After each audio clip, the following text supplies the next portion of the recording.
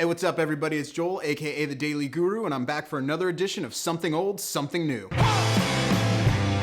Today for Something Old, we're going to talk about one of the most essential albums that has ever been recorded. They ought to issue this out to everybody upon birth. We're going back to 1967 to the self-titled debut from The Doors. Now, a lot of people don't know this, but this also falls under albums that almost never happened because The Doors actually lost a record deal before they recorded this record. Back in early, I believe it was 1966, maybe late 1966, I could be off by a couple months, they were actually signed to Columbia Records, but after spending weeks, if not months, trying to find a producer for the record, Columbia just dropped the band from the label. So a couple weeks go by and Elektra Records signs the band, and literally within a few days, they hooked them up with Paul Rothchild, who at the time had done a couple things, but was not the legend that everybody knows him to be to this day. So the Doors go into the studio with Paul Rothchild. This album was recorded in less than a week. If you know this record, the fact that they did it in so little time is absolutely astounding. Every single song on this album has an amazing complexity, and that's kind of what the Doors were all about, is taking elements of jazz, blues, this new psychedelic rock movement, and just kind of crunching them all together in a sound that nobody has ever even come close to replicating. This is one of the few records ever made that gets the title of having absolutely no filler. It is void of any extra material that doesn't have to be there. This is a fantastic record. Every single second of it is perfect. The level of emotion that both Manzarek and Krieger are able to pull out of their instruments is phenomenal. There is not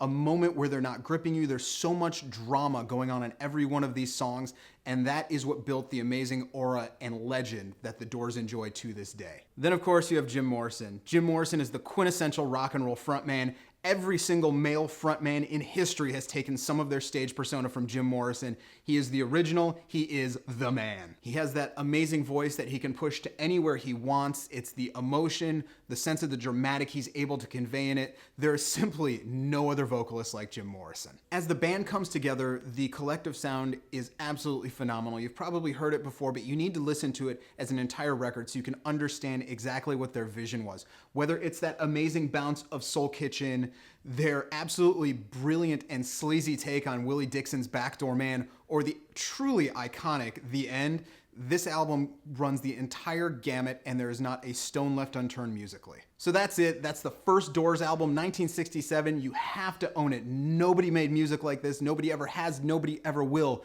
This is one of the coolest records ever. Go out and pick up a copy of the first Doors album.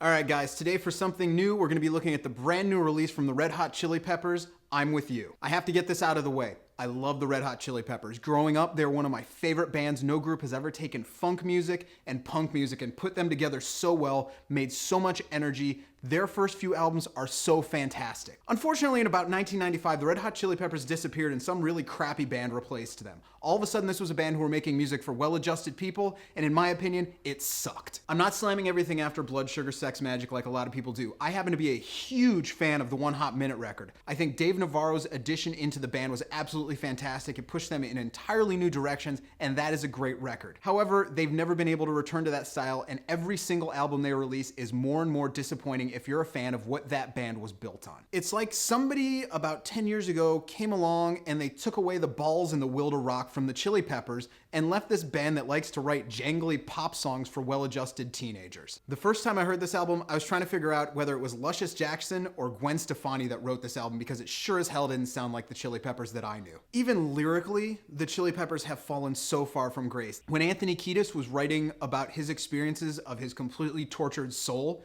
it made for amazing music. When he's writing about driving down the freeway in a car, it sucks. Another thing about this album is it falls victim to something that so many bands have been falling victim to over the last 4 years. It's called Rick Rubin disease. Now, I completely respect everything Rick Rubin has done for music. It would not progress like it has. He is an icon. He is amazing, but he has to step away. The last few albums he's touched, he is absolutely ruined. If you need more proof, go check out Gogol Bordello's Transcontinental Hustle. That band should never sound that clean and well produced. It's horrible, and he did the exact same thing to the Red Hot Chili Peppers. The one part about this record that makes no sense to me whatsoever from a musical perspective is the fact that Flea is buried in the mix. You have one of the most talented and iconic living bass players on the planet, and you're going to bury him behind the guitar track? Are you crazy? All of a sudden, you're treating Flea like the Edge, someone who doesn't know how to play more than one bass line. And that's not Flea. Flea is fantastic. We want to hear him. Turn up the bass. If you look through the notes, and you can't unfortunately, that I took while I was listening to this record, the profanity that I'm writing is all over the place because I'm so frustrated that this band can't remember why they're a great group. The track Happiness Loves Company.